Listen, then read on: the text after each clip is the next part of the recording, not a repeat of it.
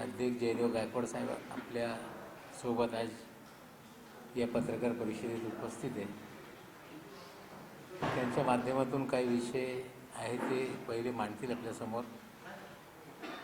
काय त्याच्या बाबतीत प्रश्न असतील तर त्यांच्याकडून आपण विचारू शकताय.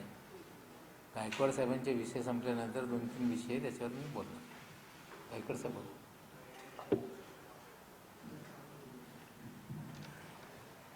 सर्वांना नमस्कार. जय भीम.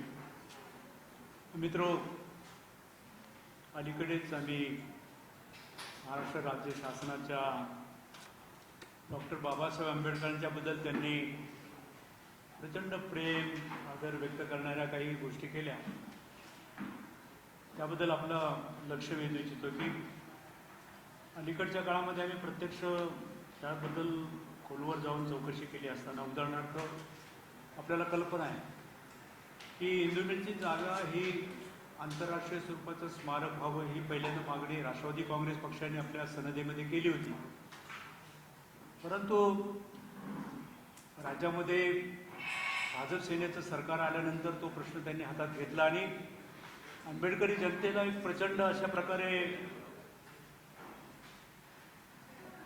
आकर्षित करण्याच्या दृष्टीने पहिला निर्णय घेतला की इंदुमिलच्या जागेवर आम्ही स्मारक करणार. आणि पहिल्यांदा त्यांनी त्या जागेचं भूमिपूजन केलं. पण प्रत्यक्षामध्ये नंतर लक्षात काय आलं की प्रत्यक्षामध्ये जागा अजून वस्त्रोद्योग मंडळाकडून खऱ्या अर्थाने ती अजून ताब्यामध्ये मिळालेलीच नाही. ते भूमिपूजन अगोदर केलं, पंतप्रधान आले, फार मोठ्या घोषणा केल्या, फार मोठी भाषणं झाली. आंबेडकरी जनतेला वाटलं की आता किती भरभरून हे लोक प्रेम करतायत आंबेडकर बाबासाहेबांच्या बद्दल, किती आदर व्यक्त करतात. पण अद्यापही त्या कामाला सुरुवात झाली नाही. एवढंच नव्हे तर त्या स्मारकाचा साधा तो आराखडा तो देखील अजून सर्वमान्य स्वरूपाचा अजून झाला नाही. ही प्रथम गोष्ट लक्षात आली. दुसरी आम्हाला एक अतिशय लक्षवेधक अशी एक माहिती मिळाली की ज्याबाबत आपल्याला कल्पना आहे की बाबासाहेब आंबेडकरांचं लंडन येथील जे घर निवासस्थान होतं ते त्यांनी आम्ही विकत घेत आहोत आणि महाराष्ट्र सरकारने म्हणजे विशेषतः भाजप सेना सरकारने एक अतिशय पुरोगामी पाऊल टाकल्याने त्यामुळे स्वाभाविकपणे आपल्याला कल्पना आहे की आंबेडकरी जनतेला प्रचंड आनंद झाला की बाबासाहेब आंबेडकरांनी जिथे आपली विद्वत्ता प्राप्त एवढ्या प्रचंड शिक्षण घेतलं ती जागा यांनी स्मारकासाठी. पण आमच्या पुढे प्रश्न आला की त्या स्मारकासाठी जो निधी किंवा जी जागा घेण्यासाठी निधी कुठला वापरला.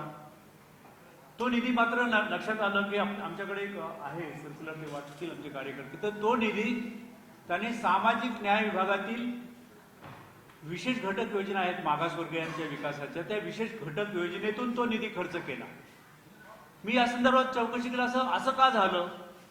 बाबासाहेब आंबेडकर मागासवर्गीयांचेच नेते आहेत का. परंतु बाबासाहेब आंबेडकर ही निश्चित गोष्ट मला स्वतःला इथे आरोप करायचा वाटतो की ह्या भाजप सेनेवाल्यांना त्या सांगायचं की बाबासाहेब हे दलितांचे नेते होते म्हणून दलितांच्या विकासाच्या योजनेमधूनच त्यांचा खर्च त्यांनी केला. त्यामुळे माझं असं म्हणणं आहे की याच्यातून देखील भाजप सेनेची ही जातीवादी प्रवृत्ती इथे देखील सिद्ध होते. बाबासाहेब आंबेडकर आपल्याला कल्पना आहे, मी भाषण देऊ इच्छित नाही, की त्यांनी केलेलं जे योगदान आहे या देशाच्या लोकशाहीला त्यांनी दिलेले भारतीय राज्यघटना त्यासाठी किती अपार कष्ट केले याच्यावर मी खूप बोलू शकतो. एवढं मोठं योगदान की या देशाच्या लोकशाहीचं खऱ्या अर्थाने दिग्दर्शन करणारा तो दीपस्तंभ त्यांनी निर्माण केला भारतीय राज्यघटना. एवढं कार्य देखील लक्षात घेतलं तरी बाबासाहेब आंबेडकरांचं योगदान हे राष्ट्रीय पातळीवर महान योगदान आहे. बाबासाहेब एक महान देशभक्त होते. असं असताना बाबासाहेब आंबेडकरांचं स्मारकच करायचं असतं तर बाबासाहेबांच्यासाठी खास निधी यांनी निर्माण करून ते लंडनचं घर त्यांनी विकत घ्यायला पाहिजे होतं. आणि तर आम्ही म्हटलं असतो की यांना खऱ्या अर्थाने बाबासाहेब आंबेडकरांच्या बद्दल प्रेम आहे. परंतु लंडनचं घर घेण्यासाठी त्यांनी मागासवर्गीयांच्या विकासाच्या योजनेतून ते घर घेतलं. याच्यावरून बाबासाहेब आंबेडकर हे मागासवर्गीयांचे नेते आहेत आणि म्हणून मागासवर्गीयांच्या त्या सामाजिक न्याय विभागातूनच खर्च केले. यावरून मला असं वाटतं, असं म्हणायचं की त्यांनी बाबासाहेब आंबेडकरांची अवहेलना केलेली आहे. आम्ही बाबासाहेबांना एक देशाचे नेते समजतो. देशाची अस्मिता केवळ दलितांच्या कैवारी आहेत ह्या गोष्टी आतापर्यंत आता थोडक्यात सांगायचं झालं तर दुसरं एक महत्वाची गोष्ट लक्षात येतो की बाबासाहेब आंबेडकरांची जयंती त्याचे देखील फार मोठे ढोल वाजवण्यात आले. लाखो रुपयाच्या जाहिराती आणि जयंतीच्या कार्यक्रमाबद्दलच्या आपण गोष्टी आपण वर्तमानपत्रामधून पाहिल्या. त्या जयंतीचा खर्च त्यांनी 125 कोटी दाखवला. हा जयंतीचा खर्च कुठून केला. हा जयंतीचा खर्च देखील मागासवर्गीयांच्या या स्पेशल कॉम्पोनंट प्लॅन किंवा विशेष घटक योजनेतूनच केला. या तिन्ही घटना लक्षात घेतल्या तर मी असं सांगेल की यांनी हा खर्च मागासवर्गीयांच्या विकासाच्या योजनेला कात्री लावून केलेला आहे. आणि बाबासाहेब आंबेडकर एक मागासवर्गीय नेते होते म्हणून मागासवर्गीय विभागातले पैसे त्यांनी खर्च केलेले आहेत. त्या जे काही विशेष अनुसूचित जातीसाठी जो निधी आहे एकूण त्या निधीतून ते खर्च केलेले आहे. आणि ही गोष्ट अतिशय आक्षेपार्ह आहे. ही आम्हाला अजिबात आवडली नाही. म्हणून आम्ही राष्ट्रवादी काँग्रेस पक्षाच्या सामाजिक न्याय विभागाच्या वतीने आम्ही येत्या 15 दिवसामध्ये राज्यभर आमच्या जिल्ह्याच्या वतीने सामाजिक न्याय विभागाच्या वतीने मुख्यमंत्री फडणवीस यांना काळे झेंडे दाखवतील आमचे कार्यकर्ते आणि त्यांचा निषेध करतील. आणि जाता जाता सांगतो की अलीकडच्या काळामध्ये जे चव्हाण भाजपचे डोंबिवलीचे आमदार यांनी जे वक्तव्य केलं ते अतिशय दलितांच्या दृष्टीने अपमानास्पद असं वक्तव्य केलं. आणि दलितांना अशा प्रकारे हीन दिन एक प्राणीमात्राची डुकराची उपमा दिली. ही गोष्ट देखील दलितांच्या हृदयाला खूप म्हणजे भेटलेली आणि ते अतिशय दुखावलेले आहे. म्हणून आम्ही त्यांचा देखील निषेध होतो. खरं म्हणजे भाजपच्या नेत्यांनी त्याचा निषेध आणि त्यांच्यावर कडक कारवाई करायला पाहिजे होती, पण ती कारवाई देखील केली नाही. त्या गोष्टीचा निषेध आम्ही भाजप आणि भाजपचे जे नेते मंडळ आहेत मुख्यमंत्री यांचा निषेध करतो.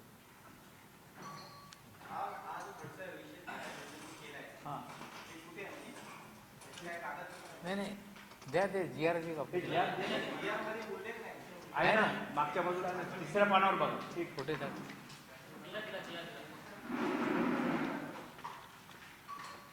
हा याचा जो आहे की मी जी माहिती म्हणजे लंडनचं घर जे आहे लंडन घरचं मी ते माझी हे जे GR आहे याच्यात 125 कोटी रुपयाची तरतूद हा विशेष घटक योजनेअंतर्गत करण्यात येईल असं स्पष्ट लिहिलेलं आहे.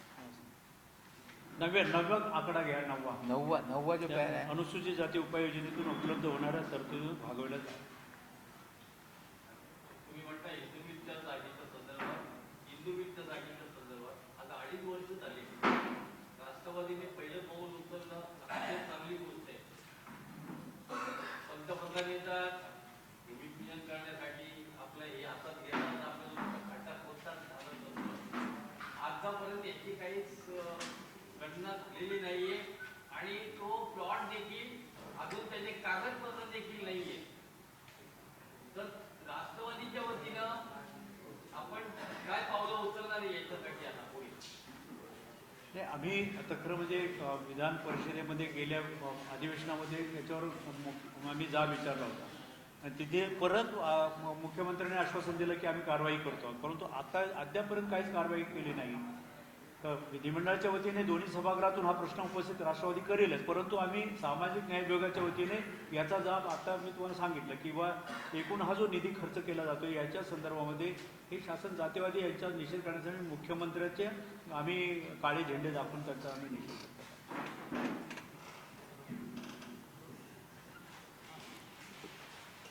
राष्ट्रवादी सामाजिक न्याय विभागाच्या माध्यमातून जे विषय आहे म्हणजे डॉक्टर बाबासाहेब यांची 125वी जयंती साजरी करत असताना 125 कोटी रुपयाचे बजेट तरतूद करण्यात आले. त्याचबरोबर लंडनचं घर खरेदीसाठी जे पैसे खर्च करण्यात आले ते विशेष घटक योजनेअंतर्गत खर्च करण्यात आलेले. हा विशेष घटक योजनेच्या घटनेनुसार खर्च करणं बंधनकारक असताना या मागासवर्गीयांचा विकासाचा त्यांच्या जीवनात बदल आणण्यासाठी जे पैशाची तरतूद आहे तेच पैसे खर्च करून कुठेतरी पाठ ठोकून घेणारं हा सरकार त्याच्या निषेध पक्षातर्फे करण्यात येते. आणि आमची मागणी आहे की सरकारने तात्काळ हे जे पैसे विशेष घटक योजनेअंतर्गत खर्च केलेला आहे तो जनरल बजेटमधून त्याच्या रिएम्बर्स करून जे दलितांचे विकासाची कामं आहेत त्याच्यात कट न लावता ते विकास होऊ द्या. जर बाबासाहेबांचे विषयी प्रेम असतील तर जनरल बजेटमधून ते पैशाची तरतूद करा. आणि आता या अधिवेशनामध्ये तो विषय पक्षाच्या माध्यमातून मागासवर्गीय आमचे सामाजिक न्याय विभागाचे अध्यक्ष स्वतः आमदार ते पण मांडतील आणि पक्षाच्या वतीने ते विषय समोर आम्ही विधिमंडळाच्या अधिवेशनामध्ये मांडणार आहोत. आपल्याला माहिती आहे की या राज्यामध्ये जवळपास 11 मंत्री आणि 1 भाजपचे अध्यक्ष असताना या सर्वांवर आरोप झाल्यानंतर खडसे साहेबांचा राजीनामा या सरकारने घेतला होता. काल जळगावमध्ये बोलत असताना खडसे साहेबांनी काल गौप्प विस्फोट केलेला आहे की जर मी तोंड उघडलं तर देश हादरून जाणार आहे. खडसे साहेब विरोधी पक्ष नेता असताना नेहमी बोलत राहिलेले की मी पुराव्याशिवाय बोलत नाही. ज्यावेळी त्यांच्यावर आरोप झाले तेव्हा पण खडसे साहेब बोलत होते पुराव्याशिवाय मी अजिबात कधी कुणावर आरोप केले नाही. म्हणजे काल ज्या पद्धतीने खडसे साहेबांनी सांगितलेलं आहे की जर मी तोंड उघडलं देश हादरेल म्हणजे एखादा मोठा विषय, त्याची माहिती खडसे साहेबाकडे आहे. ते स्वतः पुराव्याशिवाय कधी बोलत नाही. मला वाटतं देश हादरून जाईल असा कुठला विषय आहे? म्हणजे दाऊदशी बोलत असताना काय माहिती त्यांना मिळालेली आहे? दाऊद संबंधी काय विषय त्यांचा काय आहे? किंवा भाजपचे कुठलेही नेत्यांच्या बाबतीत काय विषय आहे? खडसे साहेबांनी 56 इंचच्या छाती असणारा देशात पंतप्रधान असताना देश हादरण्याची काय भीती घेत आहे? मोदी साहेब असताना जी माहिती त्यांच्याकडे आहे, आमची मागणी आहे की खडसे साहेबांनी ती माहिती उघडपणे समोर आणली पाहिजे. त्यांना घाबरायची काही गरज नाही. पंतप्रधान 56 इंचच्या छातीवाले पंतप्रधान असताना देश आदरणार नाही. पण या भाजपचे नेत्यांबाबत काही माहिती असेल तर त्यांनी स्पष्टपणे लोकांच्या समोर आणावं ही आमची मागणी आहे. कारण गेली काही दिवसापासून असं एकंदरीत दिसते की खडसे साहेबांचा राजीनामा झाल्यानंतर जस्टिस जोटिंग यांची समिती निर्माण करून या सर्व प्रकरणाची म्हणजे त्यांच्या जमीन खरेदीची चौकशी लावण्यात आलेली आहे. दाऊदच्या विषयी अजिबात त्याच्यात काही उल्लेख नाही. त्यांच्या पीएच्या कथित घुसकांडाबाबत काही उल्लेख नाही. म्हणजे एकंदरीत खडसे साहेबांकडे जी माहिती आहे त्याच्यावरूनच राज्यातले मुख्यमंत्री पण त्यांना घाबरत आहेत. इन्क्वायरीचा अगोदरच त्यांना क्लीन चिट स्वतः पुण्यामध्ये ते देत आहे. त्या जिल्ह्याचे एक मंत्री जाऊन बंगल्यावर 3-3 तास त्यांच्या घरी त्यांची भेट घेत आहे. म्हणजे कुठली अशी माहिती आहे की या राज्याचा मुख्यमंत्री घाबरतो? कुठली अशी माहिती आहे की मंत्री जळगाव जिल्ह्यातले 4-4 तास जाऊन त्यांच्या बंगल्यावर त्यांची भेट घेण्यासाठी वेळ मागताय? खडसे साहेबांकडे भयंकर कुठलीही माहिती असताना ते या देश हितासाठी खडसे साहेबांनी ती माहिती उघड केली पाहिजे. आमची ही मागणी खडसे साहेबांकडे आहे. आणि जर त्यांनी उघड केली नाही तर सरकारने तरी माहिती घेऊन जनतेसमोर मांडली पाहिजे की देश हादरणारी अशी कुठली माहिती आहे. दाऊदकडून त्यांना मिळाली की इतर माध्यमातून अगोदरपासून त्यांच्याकडे कुठली माहिती आहे? आता हे सगळं जे काही काल खडसे साहेब बोलले त्या बाबतीत खडसे साहेबांनी तात्काळ खुलासा केला पाहिजे ही आमची पक्षाची मागणी आहे. आपल्याला माहीत आहे की मागच्या कॅबिनेटमध्ये सरकारने एक निर्णय घेतला. APMC शिवाय पण शेतकरी फ्रूट आणि भाजीपाला हे थेट बाजारपेठामध्ये विकू शकताय असा कायद्यामध्ये बदल करून त्याची अंमलबजावणी करण्यासाठी काही मंत्र्यांची समिती नेमलेली आहे. सरकार बोलते की आम्ही शेतकऱ्यांसाठी हा निर्णय घेतलेला आहे. या निर्णयामुळे शेतकऱ्यांना जास्त फायदा होणार आहे. पण सरकार कुठेतरी लोकांची दिशाभूल करते. आपल्याला माहीत आहे की या देशामध्ये मल्टीनॅशनल कंपनीज थेट भाजीपाला फ्रूटच्या विक्रीच्या धंद्यामध्ये ते उतरलेले आहे. रिलायन्स फ्रेश असेल, गोदरेज असेल, टाटा असेल किंवा इतर ऑनलाईन विक्री करणारे बरेचशी मल्टीनॅशनल कंपनी ते लोक फ्रूट आणि व्हेजिटेबल विक्रीच्या उद्योगामध्ये त्यांनी पावलं टाकलेली आहे. त्यांचे मोठे मोठे स्टोर निर्माण झालेले, ऑनलाईन बिझनेस ते करताय. हा निर्णय शेतकऱ्यांसाठी नाही, हा निर्णय भांडवलदारांसाठी सरकारने केलेला आहे. रिलायन्ससाठी हा निर्णय करण्यात आला, गोदरेजसाठी हा निर्णय करण्यात आला आणि मल्टीनॅशनल कंपन्यांसाठी हा निर्णय करण्यात आलेला आहे. आणि शेतकऱ्यांना लाभ मिळणार आहे असं बोलून कुठेतरी सरकार भूल थापा देते. हा निर्णयामुळे APMCमध्ये उलाढाल कमी होणार आहे. त्या APMCमध्ये जे माथाडी काम करत आहे त्यांच्या हाताला काम कमी मिळणार आहे. आमची स्पष्ट मागणी की सरकारने जरी ऑप्शनल हे मोभा निर्माण केलेला आहे की शेतकऱ्यांना पाहिजे ते APMCच्या मार्फत ते माल विकू शकताय किंवा थेट कोणालाही ते माल देऊ शकताय. हे सगळे MNCs आणि मल्टीनॅशनल कंपनीसोबत जे उद्योगपती आहे त्यांनी निर्माण केलेले जे स्टोअर्स आहे, इथे जे उलाढाल होणार आहे त्या स्टोअर्सवर त्या MNCच्या कारभारामध्ये माथाडी कायद्याची अंमलबजावणी काटेकोरपणे झाली पाहिजे. ज्या माथाड्यांना या APMCमध्ये काम त्यांना भेटणार नाही त्या माथाडी कामगारांना या सगळे स्टोअरचा जे फ्रँचायझीज असतील किंवा स्टोअर असतील तिकडे त्यांना काम उपलब्ध करून दिलं पाहिजे. या सरकारची जबाबदारी आहे. मंत्र्यांच्या गट निर्माण केल्यानंतर त्या मंत्री गटाला पक्षाच्या माध्यमातून ही माहिती आम्ही देणार आहोत की आपण या निर्णय जे घेतलेला आहे ते शेतकऱ्यांच्या नावाखाली भांडवलदारांना मदत करण्याचा, त्यांना आम्ही विरोध करत नाही. जर शेतकऱ्यांना भाव मिळत असेल तर बघू आपण किती मिळते. भविष्य काळामध्ये हे मल्टीनॅशनल किती शेतकऱ्यांना लुटणार आहे. पण या सर्व निर्णय घेत असताना कुठेतरी या राज्यामध्ये माथाडी कामगारांवर अन्याय होणार आहे. त्याच्यावर अन्याय होऊ नये यासाठी पक्षाच्या माध्यमातून मंत्री गटाकडे आमच्या पक्षाची बाजू आम्ही मांडणार आहोत. आपल्याला माहीत आहे की कालच केंद्र सरकारने 7व्या वेतन आयोगाच्या बाबतीत निर्णय घेतलेला आहे. निर्णय घेत असताना सरासरी 27% वाढ करण्यात आलेली असं जेटली साहेबांनी जाहीर केलं. एकंदरीत वाढ 15% असताना देशातले आजपर्यंत जे 6 वेतन आयोग झाले त्या वेतन आयोगामध्ये 40%, 50% नेहमीच वाढ होत होती.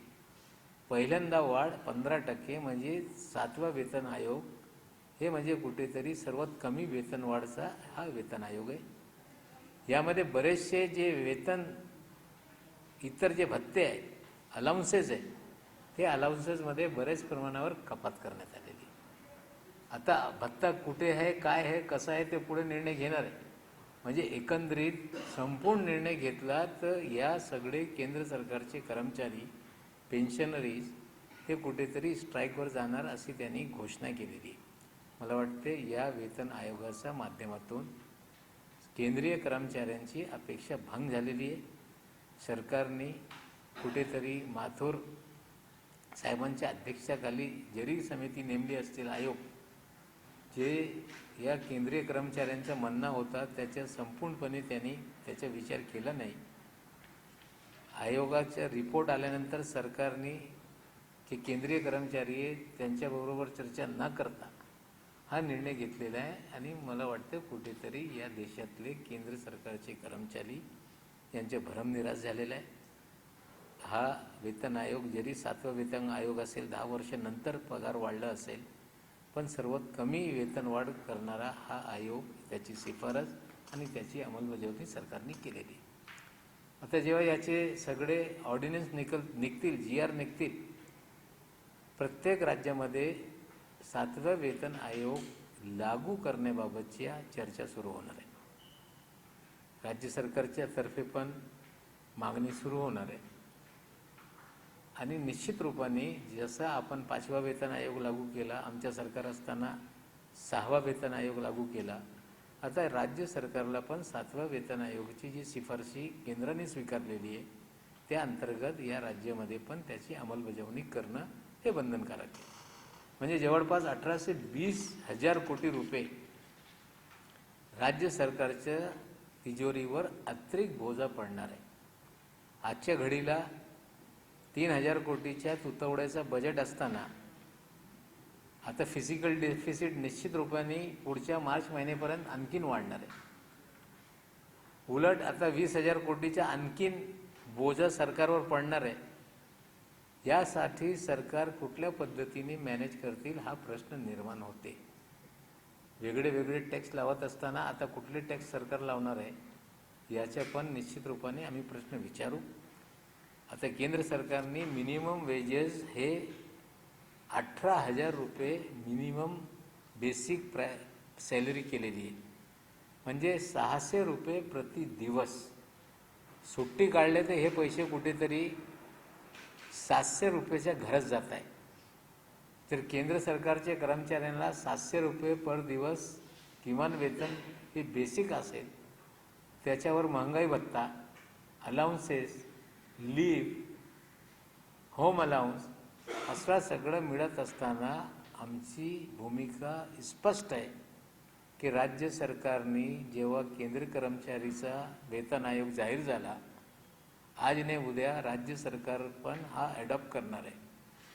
म्हणजे केंद्रीय कर्मचारी, राज्य सरकारचे कर्मचारी 700 रुपये प्रति दिवस पगार त्यांचा होणार आहे. अशी परिस्थिती असताना या राज्यामध्ये मिनिमम वेजेसचा जो कायदा आहे, राज्य सरकारने तात्काळ त्याच्यात वेतन वाढचा निर्णय घेतला पाहिजे. एक ठिकाणी केंद्र सरकार 18,000 मिनिमम बेसिक करत आहे, राज्य सरकार 18,000 बेसिक करणार आहे. ही परिस्थिती असताना मंत्रालयामध्ये 5,000 रुपयेमध्ये लिफ्ट आज चालवत आहे काही लोक. कॉन्ट्रॅक्ट सिस्टमवर जे सफाई कामगार मंत्रालयामध्ये काम करत आहेत त्यांना 6,000 रुपये पगार आहे. मंत्रालयामध्ये मिनिमम वेजेसच्या अंमलबजावणी होत नाही कायद्याची. आमची स्पष्ट मागणी आहे की राज्य सरकारने हा संघटित क्षेत्रातले जे कामगार आहेत त्यांचे वेगळे वेगळे मिनिमम वेजेसची कमिटी आहे, त्या कमिट्यांची बैठक घेऊन केंद्र सरकारच्या मिनिमम वेजच्या ॲटपार मिनिमम वेज केलं पाहिजे. ही आमची पक्षाची मागणी आहे. त्या बाबतीत पुढच्या विधिमंडळाच्या अधिवेशनामध्ये मिनिमम वेजेस याच्यात वाढ करणे, किमान वेतन कमिट्यांची बैठक बोलवणे आणि या असंघटित क्षेत्रातले काम करणारे जे कामगार आहेत त्यांचे वेतन वाढ करण्याबाबत सरकारने निर्णय घ्यावा आणि त्याच्यावर आम्ही विधिमंडळामध्ये पण प्रश्न विचारू. असे हे 2-3 विषय काही आपले प्रश्न असतील ते विचारा. प्रश्न होऊ द्या नंतर. जाईल काय तिकडे? इथे या, इथे या. ते मालीचं विषय.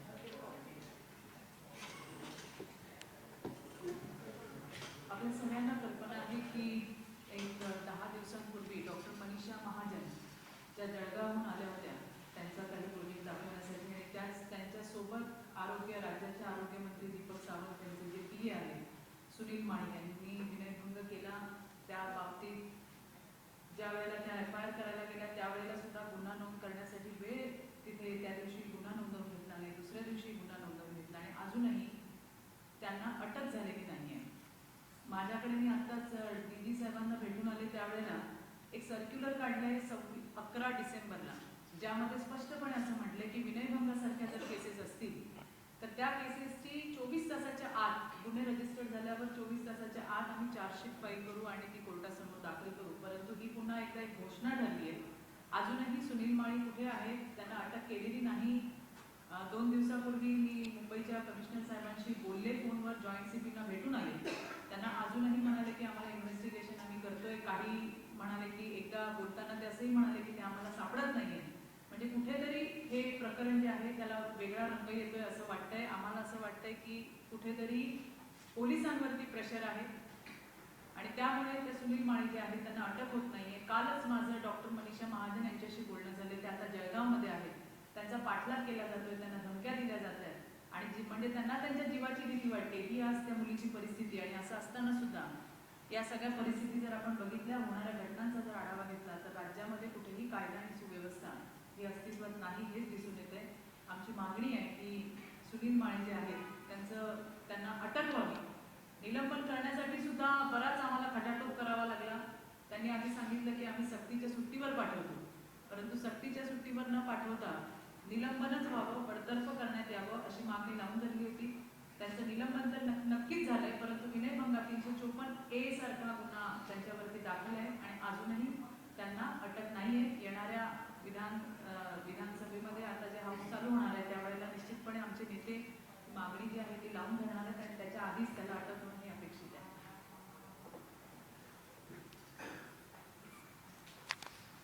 चलो, तुम्हाला काय हिंदी मराठी पाहिजे?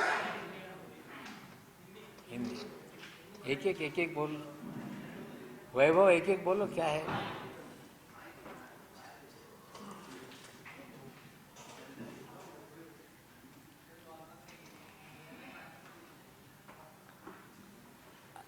अरे स्टार उधर लगा के बैठा है, इधर भाई.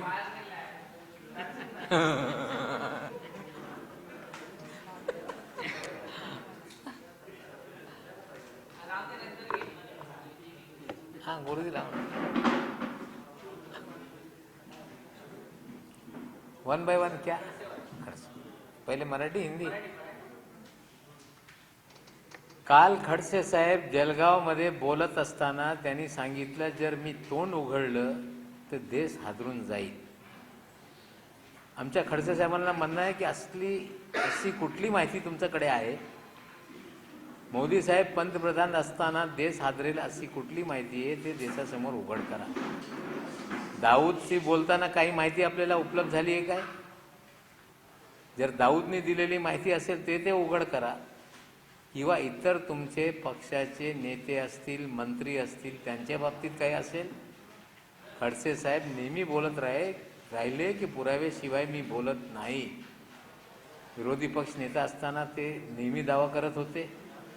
राजीनामा देत असताना त्यापूर्वी पण ते दावा करत होते. त्यांच्याकडे निश्चित रूपाने पुरावे असतील. खडसे साहेबांना आम्ही आवाहन करतो की देश हितासाठी, देश हादरणारा एखादा विषय तुमच्याकडे असेल, तुम्ही देशाच्या हितासाठी ते उघड करा, ही आमची मागणी आहे. राज्य सरकार ने कैबिनेट का जो निर्णय लिया है वो कह रही है कि हमने किसानों के लिए एपीएमसी के अलावा किसानों को माल बेचने का निर्णय लिया है. कुल मिला के सरकार ने निर्णय रिलायंस, गोदरेज, टाटा और मल्टीनेशनल को किसानों के माल खरीदने के लिए निर्णय किया है और किसानों के नाम पर यह निर्णय दिखाया जा रहा है. इससे बड़े पैमाने पे मथाड़ी कामगारों पे अन्याय होगा. हम मांग करते हैं कि मथाड़ी कामगारों को इस तमाम स्टोर पर जिन्हें काम नहीं है वहाँ पे उन्हें डिप्यूट किया जाए. ज्या प्रकारे सरकार घोषणा करते की एपीएमसीच्या कायद्याचा शिवाय शेतकऱ्यांना भाजीपाला व फ्रूट विकण्याची परवानगी नवीन कायद्याने देण्यात आलेली आहे. थेट ते लोकांमध्ये भाजीपाला फ्रूट विकू शकताय. कुठेतरी शेतकऱ्यांच्या नावाने भांडवलदाराला मदत करण्याची सरकारची भूमिका होती. रिलायन्स फ्रेश सारखा स्टोर असेल, गोदरेज असेल, टाटा असेल किंवा इतर जे ऑनलाईन विक्रेते आहेत त्यांना मदत करण्यासाठी हा निर्णय घेण्यात आलेला आहे.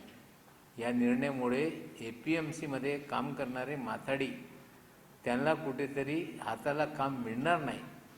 त्यासाठी तुम्ही निर्णय घेतलेला आम्ही बघू की शेतकऱ्यांना किती फायदा होणार आहे.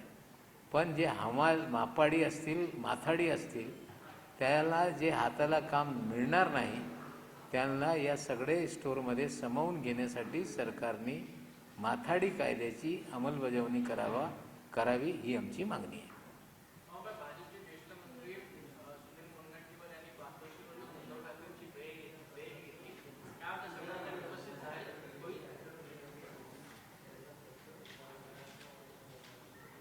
काही दिवसामध्ये मंत्री विस्ताराचा कार्यक्रम मुख्यमंत्र्यांनी सांगितला आहे की 10 तारखेचा अगोदर मंत्रिमंडळामध्ये विस्तार करणार आहोत. आता 10 तारखेच्या अगोदर जे मंत्रिमंडळाचा विस्तार होणार आहे त्याच्यातूनच शिवसेनेची भूमिका स्पष्ट होणार आहे की आणखीन ते मंत्री बनवताय किंवा नवीन मंत्री पद ते स्वीकारणार नाही. आमचं ते एकच म्हणणं आहे की दोन्ही पक्ष सरकार चालवत असताना त्यांनी या राज्यामध्ये लोकांची अपेक्षा भंग केलेली आहे. त्या विषयाकडून लोकांना जे त्यांचा फेलियर आहे त्याच्याकडून लोकांचे दिशाभूल करण्यासाठी किंवा लक्ष विचलित करण्यासाठी हे एकमेकाशी भांडताय, नुरा कुस्ती आहे, त्यांना कामं करता येत नाही. त्यासाठी ते ड्रामा करताय, स्टेटमेंट देत आहे, एकमेकावर आरोप करताय. ही कुठेतरी नुरा कुस्ती आहे. आम्हाला वाटते की आज मुंगट्टीवर भेटत असतील. दररोज मुख्यमंत्री आणि उद्धव ठाकरे बोलत राहत आहे. आता 10 तारखेचा अगोदर जेव्हा मंत्रिमंडळाचा विस्तार होईल तेव्हा शिवसेनेची काय भूमिका आहे, किती लाचार आहे, याच्यातून सिद्ध होणार आहे.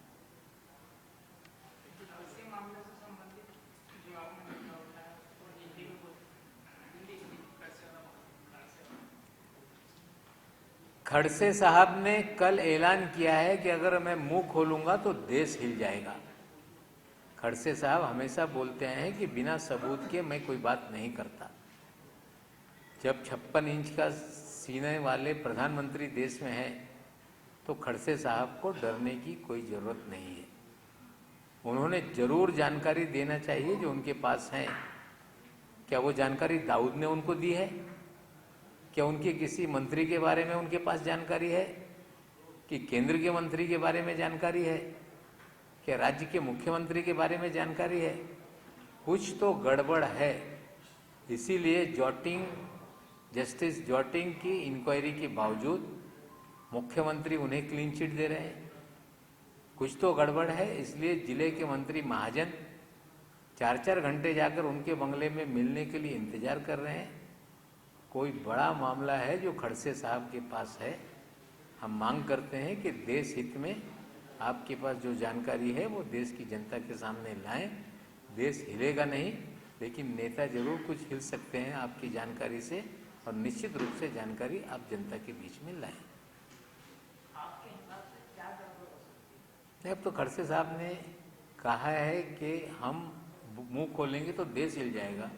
इसका मतलब कुछ दिल्ली के नेताओं के बारे में गड़बड़ी की जानकारी उनके पास हो सकती है, या राज्य के मंत्री मुख्यमंत्री के बारे में हो सकती है.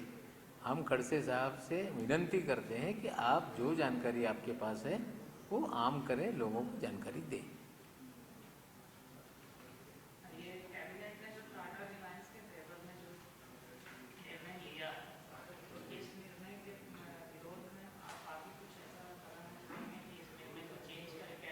नहीं, जो कैबिनेट ने भाजी पाला और फल के बारे में किसानों को फायदा होगा ऐसा दावा कर रही, लेकिन कुल मिला के ये जो मल्टीनेशनल जो उद्योगपति हैं उनके लिए निर्णय लिया गया है. आज नहीं कल ये सिद्ध होगा, लेकिन इस निर्णय से बड़े पैमाने पे मजदूर जो हमाल है उनको बेरोजगारी बढ़ने वाली है. हमारी पार्टी कैबिनेट की जो सब कमेटी है उसके सामने ये मामले को रखेगी, विधानसभा में भी मामला उठाएगी, और ये तमाम एमएनसीज के जो स्टॉल्स हैं, दुकान हैं, फ्रेंचाइजीज हैं, ऑनलाइन बिजनेस है, यहाँ माथाड़ी कानून की अमल हो और जो बेरोजगार माथाड़ी होंगे उन्हें वहाँ काम दिया जाए. ये हमारी मांग है. थँक्यू. वाईट झाला ना आता काय कुठली वाईट तुम्ही यांचा घ्या, ताईचा घ्या.